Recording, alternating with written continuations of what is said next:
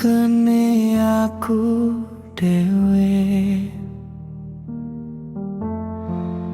ora ono sapa-sapa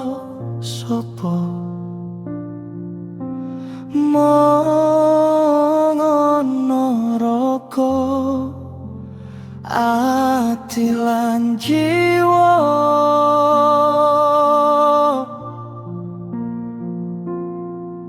Kerep lali, kerep pucul saka donga, kegawa donya, kegawa pola sing gawe dosa.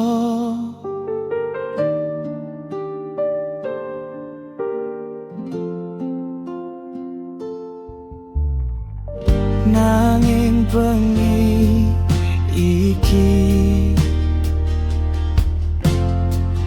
atiku krasa perih kaya ono sing ngandani uripku iki.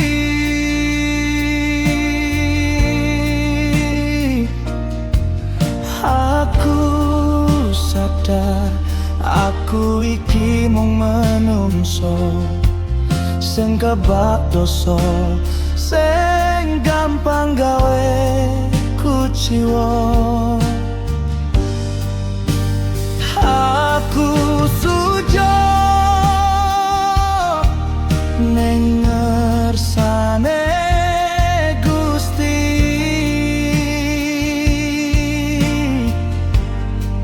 nyuwun ngapura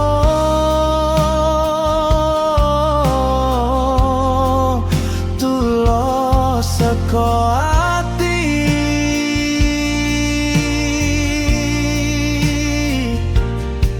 Saben jangkaku muga tansah dijogo, senajan aku iki wong kebak dosa.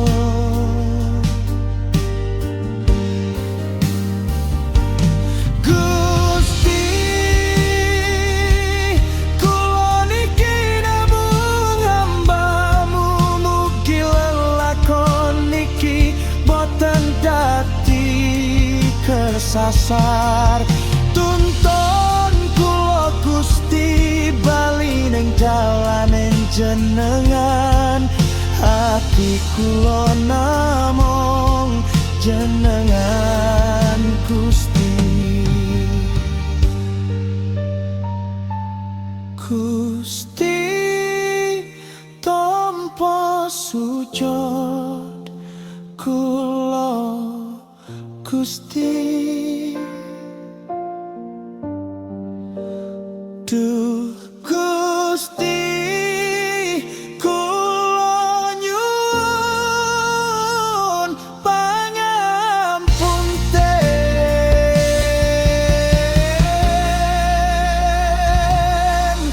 sing kathah dosa lan rakyat niki matur nuwun Gusti.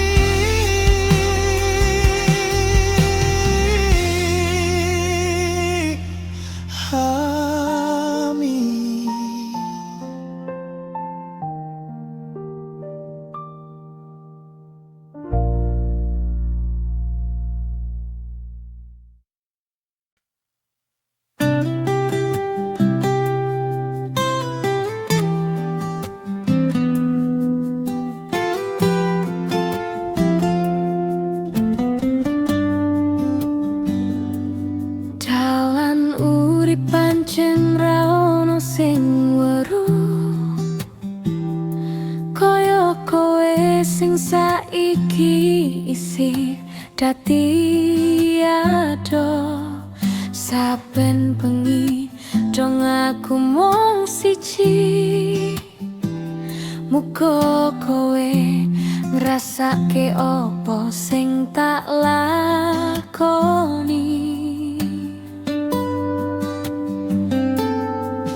Aku mung cah kerja sing ra duwe pondo, mung modal tulus lan jembareng dodo. Senadyan akeh sing ngomong aku ra pantes, nanging niatku iki wis kadung netes. Mendung rasa lawas dadi udan, semu isi dadi sing tak perjuangkan.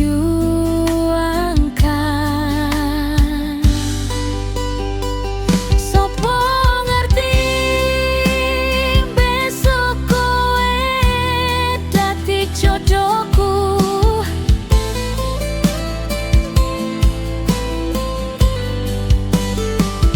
Sopo ngerti Gusti ngrungokne dongaku. Senadyan saiki aku dudu sopo-sopo, nanging wektu sing bakal gawe kabeh nyoto. Aku bakal nunggu nganti tekan garis finishmu. Percaya wae usaha ra bakal mlenjani, Gusti paring dalan nggo wong sing gelem ngenteni.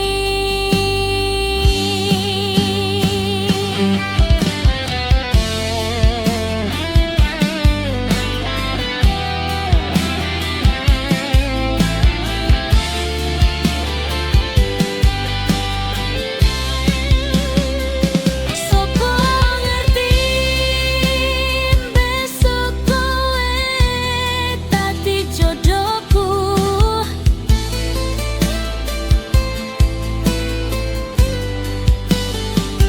Sopo ngerti Gusti ngrungokne dongaku.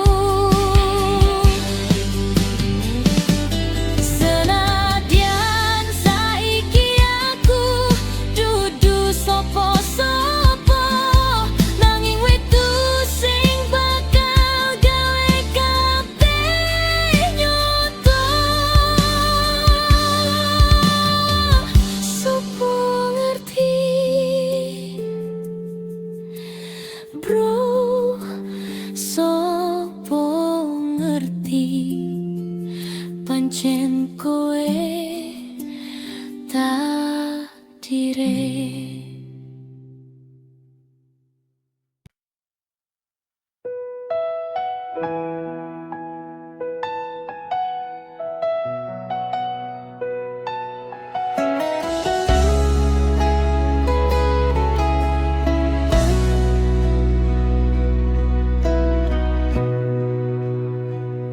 Sebisa ketemu kowe, atiku langsung beda. Senyummu gawe aku ora iso turu bengiku. Kowe mungkin durung krasa anane tresno ning jero dodo, nanging aku wis kadung nyimpen rasa iki suwe. Saben dino tak coba nyedar, senajan kowe kadang cuek.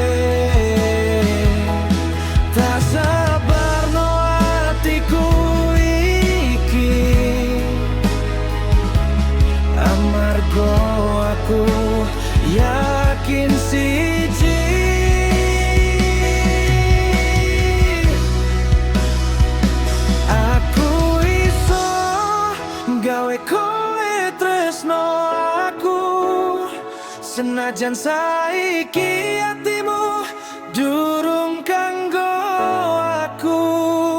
aku iso ngenteni nganti kowe ngerti tuluse rasa sing tak duweni. Aku iso jogo atimu dan mau janji palsu mergo tresno iki tekon jero ati.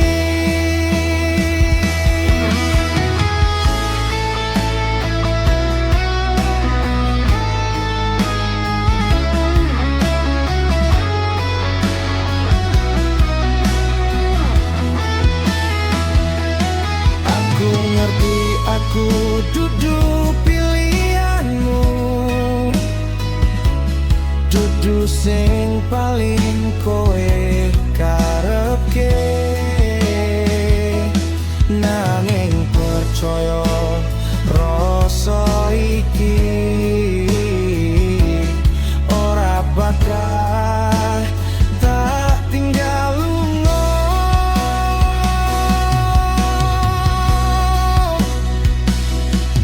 Yen kowe kesel goleki sing sempurna,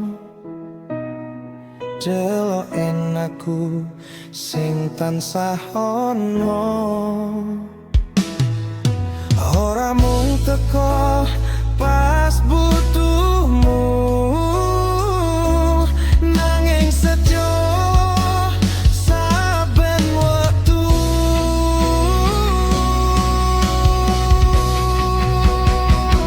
Aku iso gawe kowe tresno aku, senajan saiki kowe durung gelem ngaku. Alon-lolan wae tak buktekne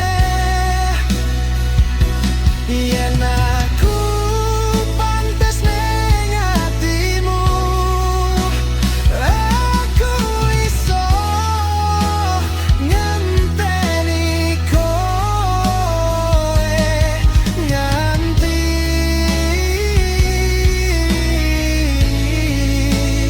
tresno iki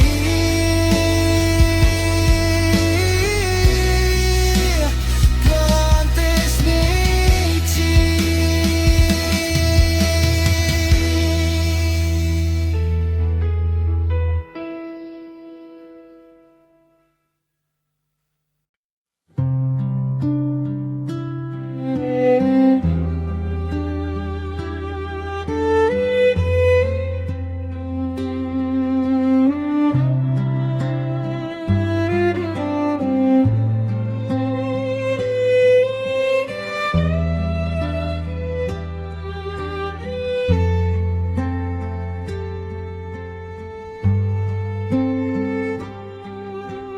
Tatunirku kowe wis ra tresno, nanging merko janji sing wis sirna.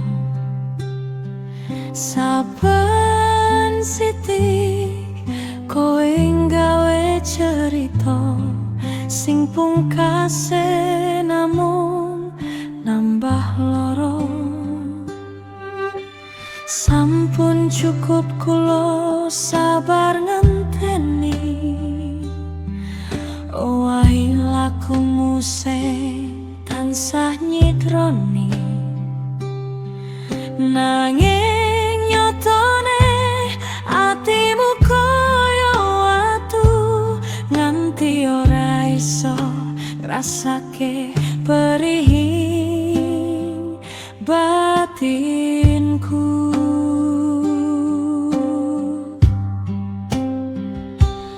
Tatune rasa iki wis jero bangi, ngapusi ati sing biyen tau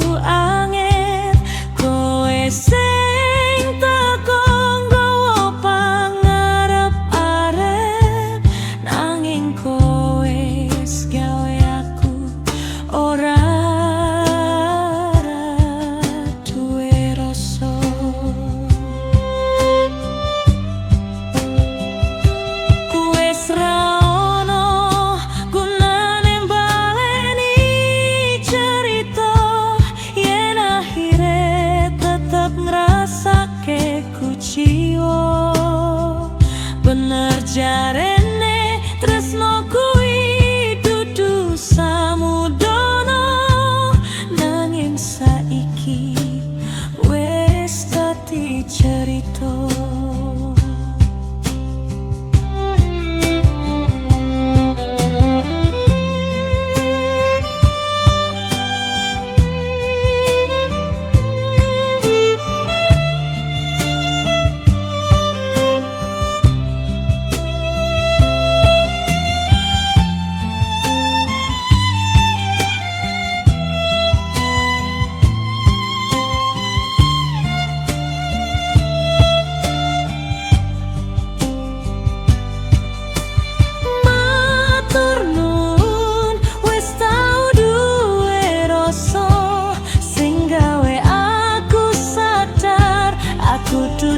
Tujuanmu aku rapopo senadyan rodok gelo, wis tak tompo opo ono kahanan iki. Tatune rasa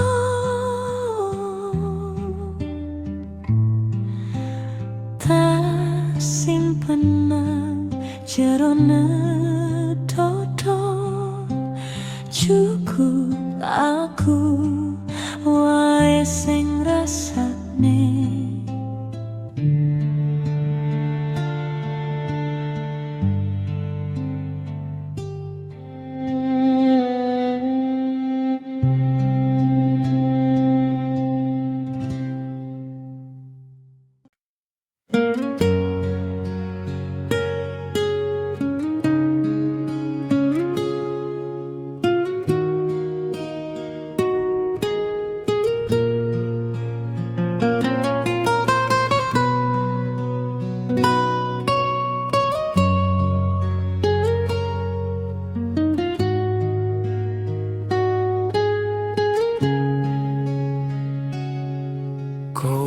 Teko nggawa tatu sing jero, nangis ning pundakku, cerita kabeh loromu. Tak rungokne, tak usap kabeh elumu, nganti kowe lali yen aku iki kancamu. Saben bengi tak kancani motoran, muter-muter kutho golek ketenangan. Tak kira aku wis dadi tujuan, jebule aku mung dadi panggon golek sedelokan.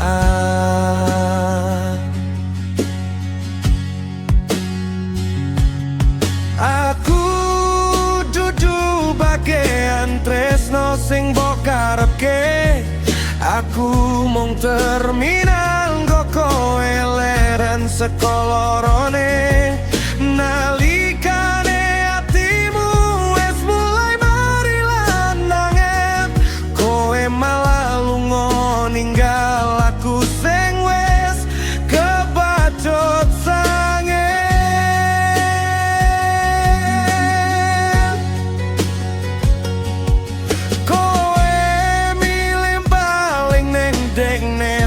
Tau nyitrani lali karo aku sing nambani rino lan wengi. Tibae mulya kuwi dudu karo aku, nanging karo wong sing wis gawe demu atimu.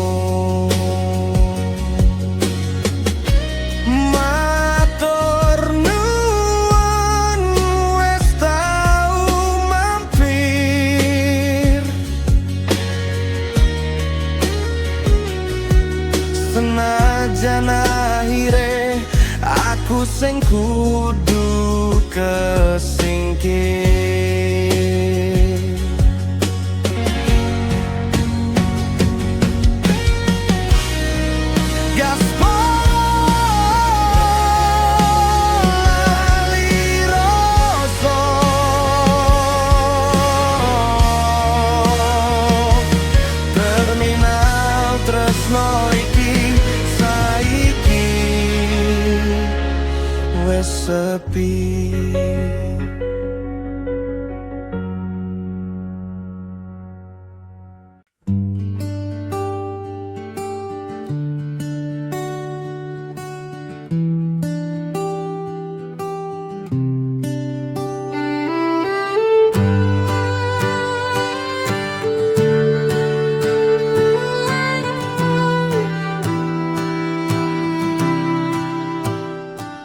Ojo mbok ukur tresnoku nganggo bondo.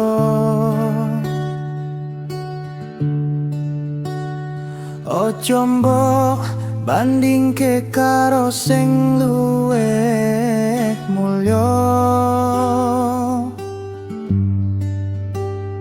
Aku pancen wong cilik sing kerja ning kutha, mung duweni niat tulus, boten nate samudana.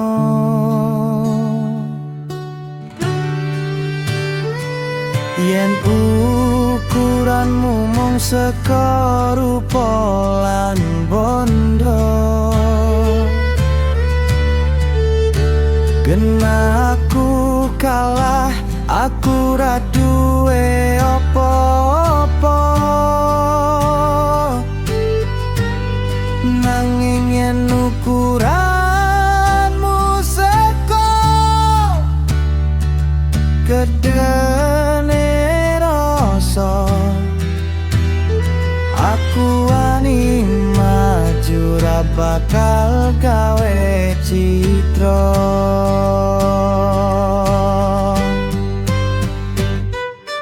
Ukur tresnoku saka sepiro aku njogo. Ukur tresnoku saka sepiro aku dongo.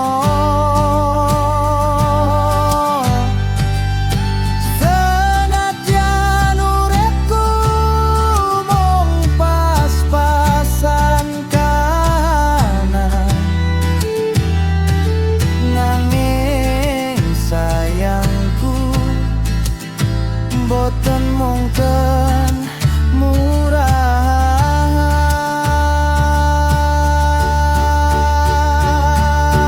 Tresno kuwi dudu hitungan matematika, nanging hitungan ati lan sepiro awake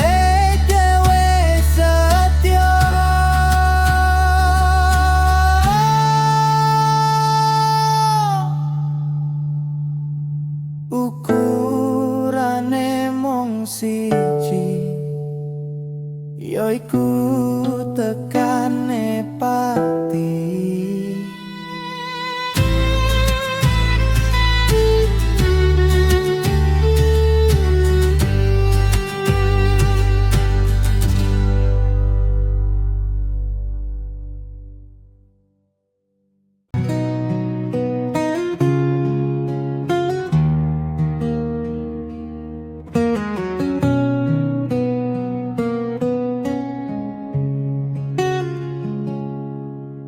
Neng kene aku isih kelingan isemu sing tau dadi kasunyatan. Ora mung ngimpi, ora mung kembang lambe, kowe tau gawe uripku ono artine. Sepurane yen aku tau gawe gelo, nandur tatu ning jero batinmu sing mulya. Aku sing poto ora iso njogo rasa, tresno tulusmu sing kudune tak jogo. Wes tau rasane disayang kowe kanthi tulus.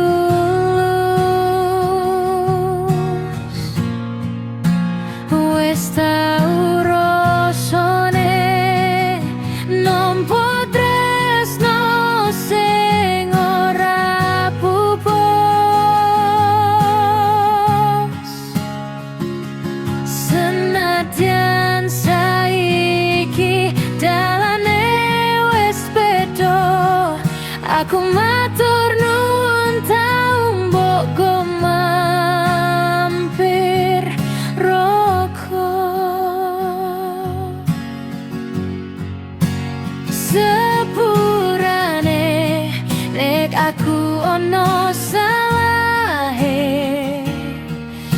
matur nuwun wis tau dadi rasaku. Aku njaluk ngapura, muga Gusti maringi balesane.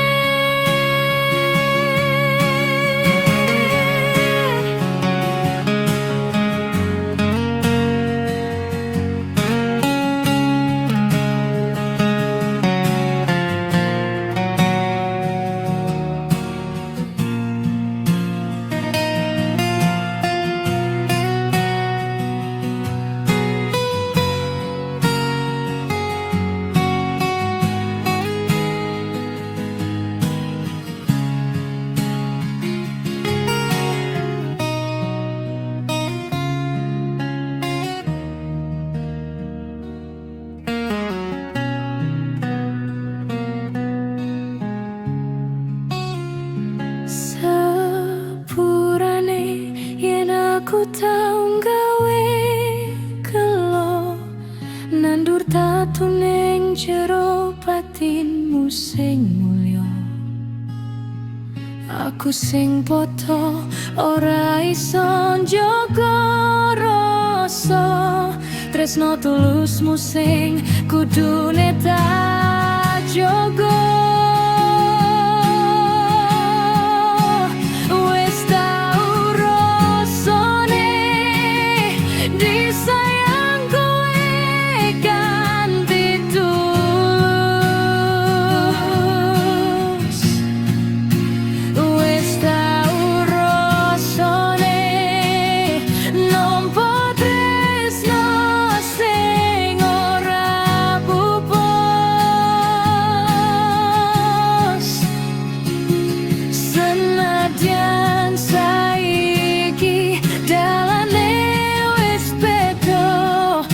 Aku matur nuwun tau moga mampir broko.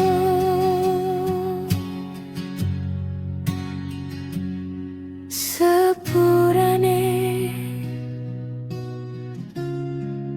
nek aku ono salahe.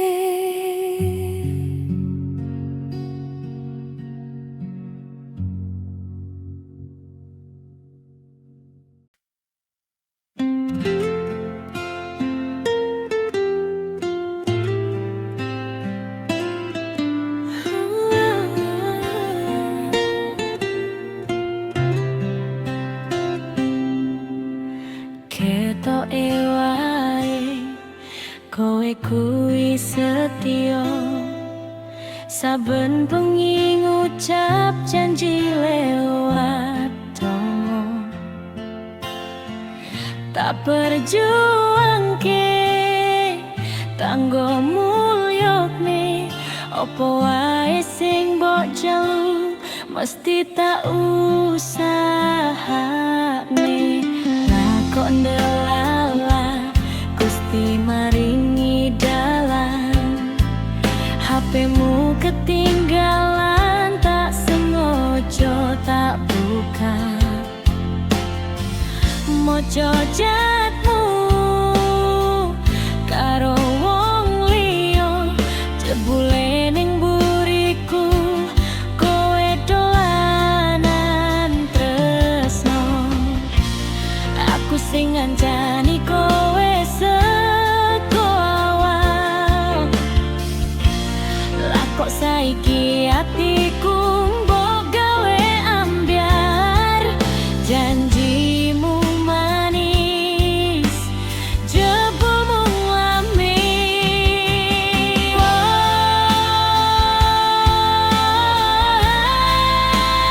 Lah yo jebule kowe pinter sandiwara.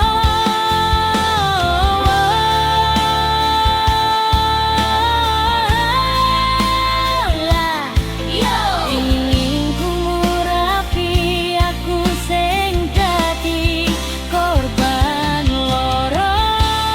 Tak kirane kowe malaikat sing tulus, jebule cintamu mung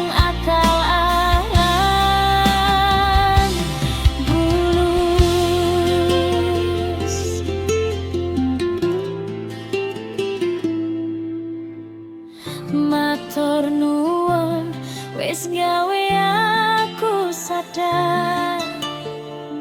Tresnomu kuwi barang sing ambyar, cukup semene rasa dilanjutke, goleko sing anyar sing gelem karo kowe.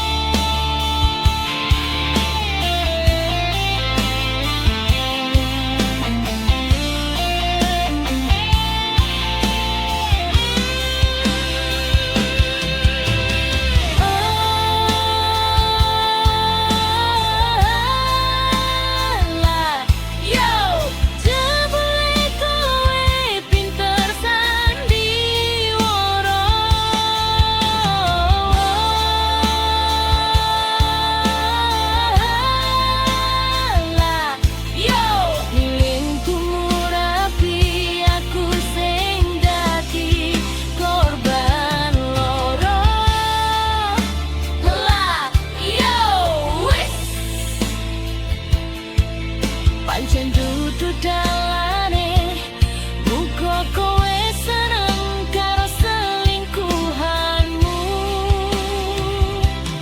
kuwi.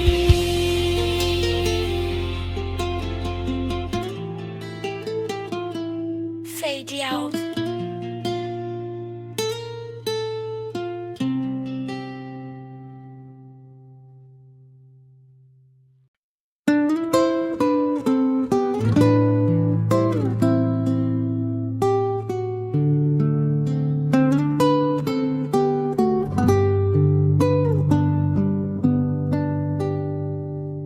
Saben bengi aku isih kelingan suaramu sing nate gawe ayem mati, nanging saiki kabeh wis beda.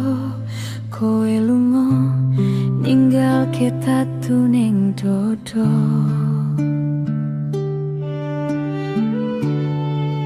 Ora nyono kowe milih dalan liya, janji suci sing mbok ucap saiki musna. Tak coba ikhlas senajan ati iki perih, nyawang kowe wis guyu karo wong liya.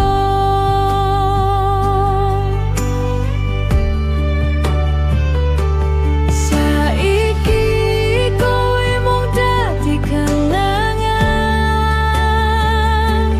tresno sing biyen tak cukup. Saiki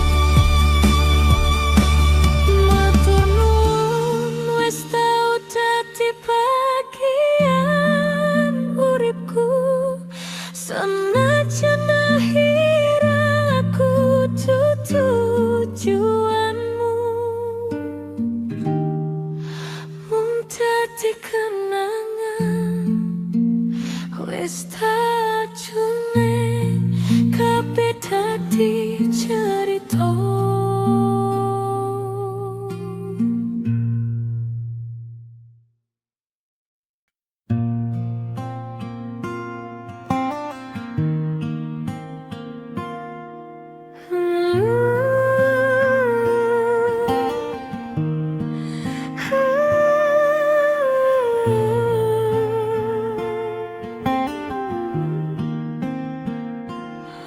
Wis me tekan waktune bakdo wong-wong padha bunga padha bali ning desane, nanging aku ning kene isih ngetung kahanan. Golek upanggo sangu go nyenengke wong tuwa.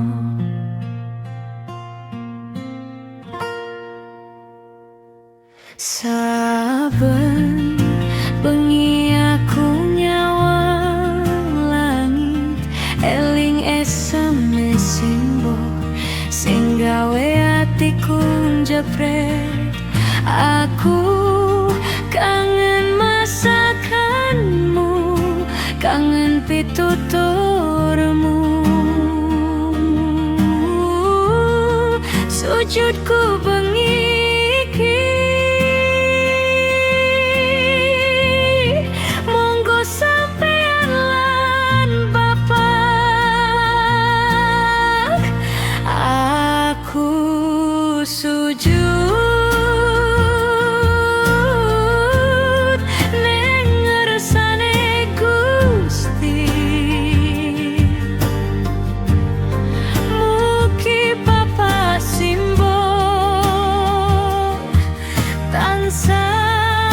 diparingi sehat,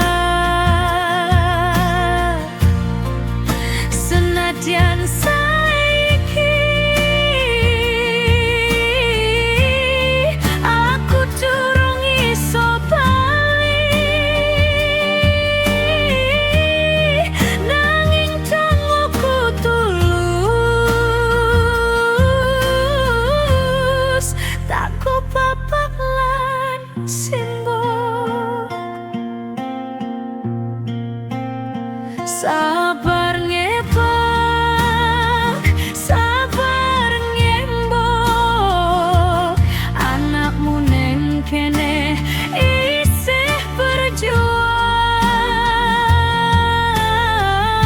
Besok yen wis titi wancine, aku bakal bali nang omah desa.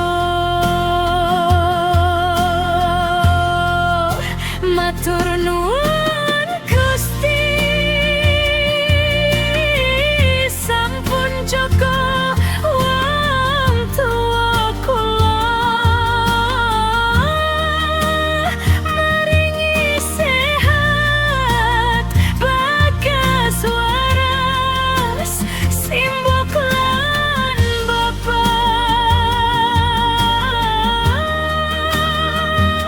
Aku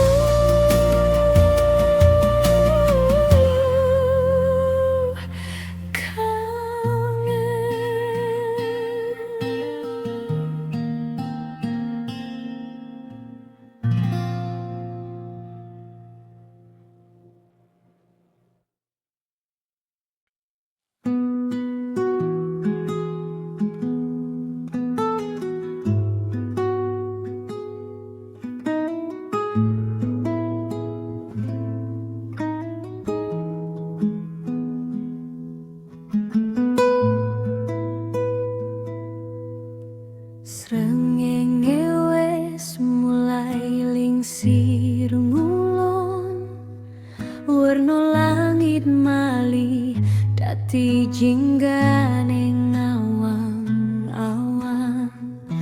Aku isih ning kene ngarep omah dhewekan ngrasake sepi nalika kowe sing dadi kenangan.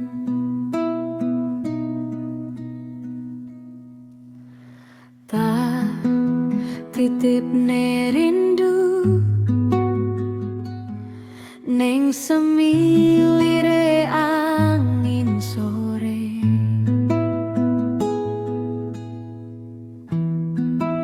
sing mabur mlayu mbuh nandi parane. Opo kowe ning kono ngrasake sing padha? Opo kowe wis lali karo cerita sing tau ono?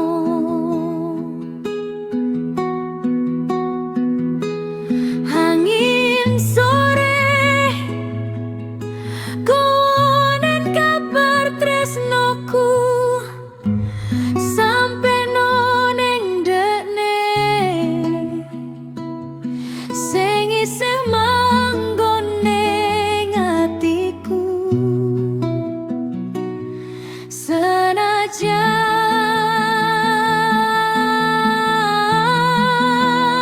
saiki aku lan kowe wis beda donya,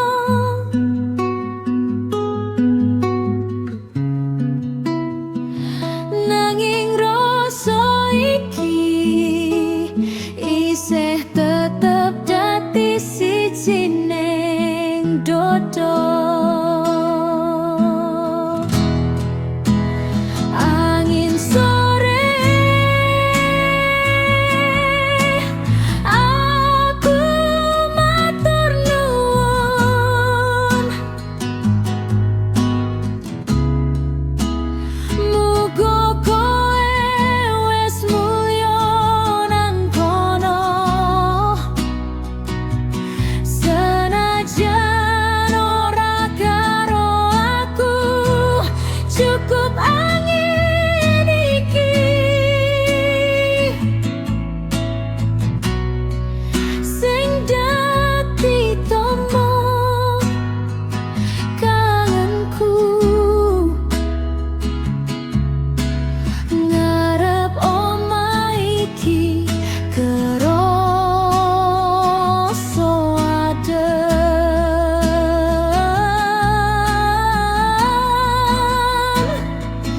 nalikane kangen malih dadi rasa sing sanget.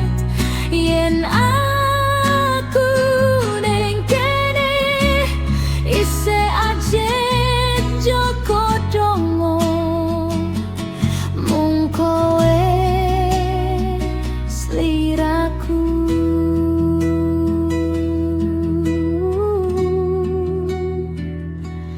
Angin sore konen lunga kabeh rindu iki.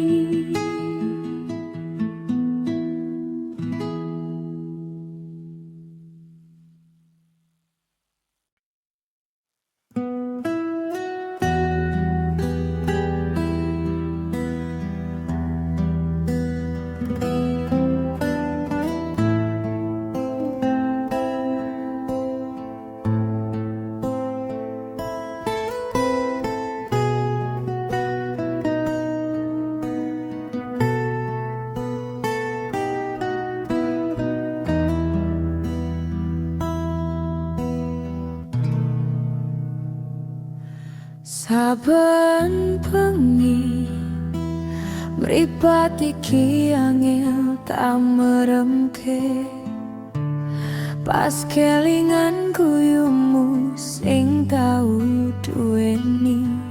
Saiki kowe ado ra ono kabare, ninggalake pitakonan sing ra ono jawabane.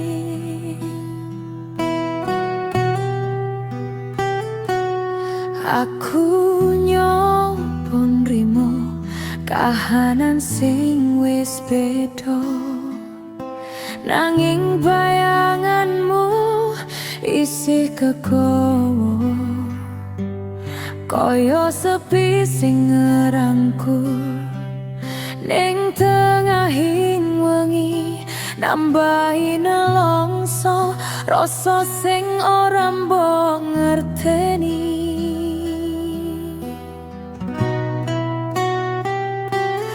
Sesek nanging ra iso nangis ati iki kerasa koyo diiris-iris yen kelingan kabeh cerita tresno wingi sing akhire bubar ra iso dadi siji.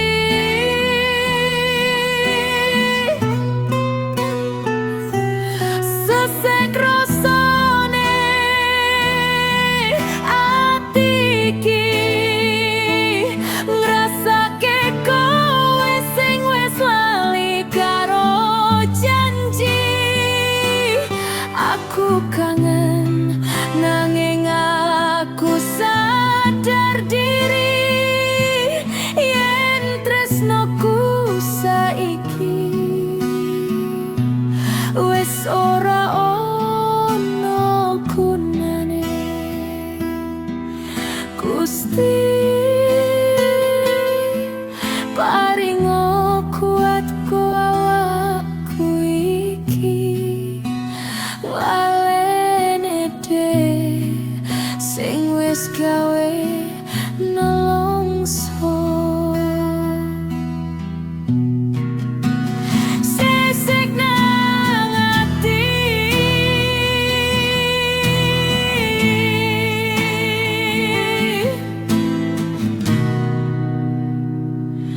mung bisa kangen tak gowo tekan kapan.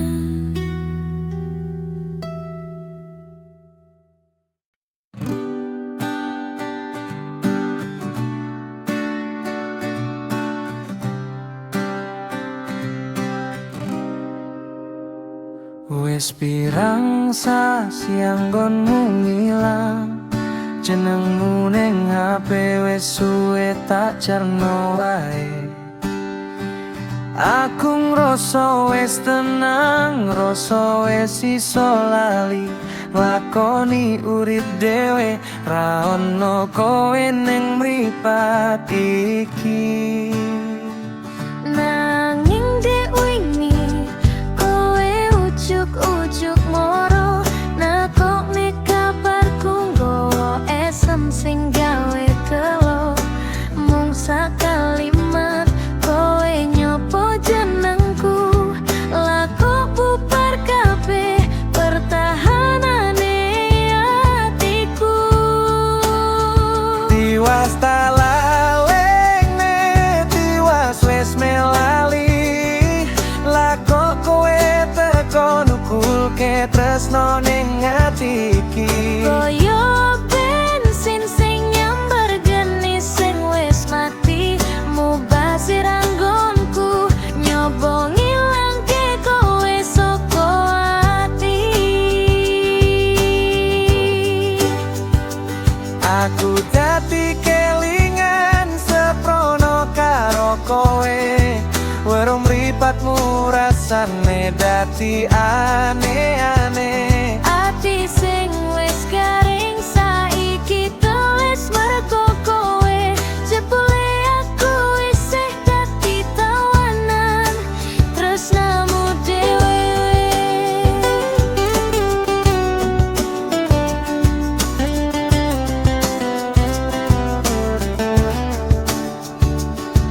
Kudu piye meneh, aku kudu piye mlayu ado nanging bayanganmu isih ning kene, jebule kowe isih sayang ro aku.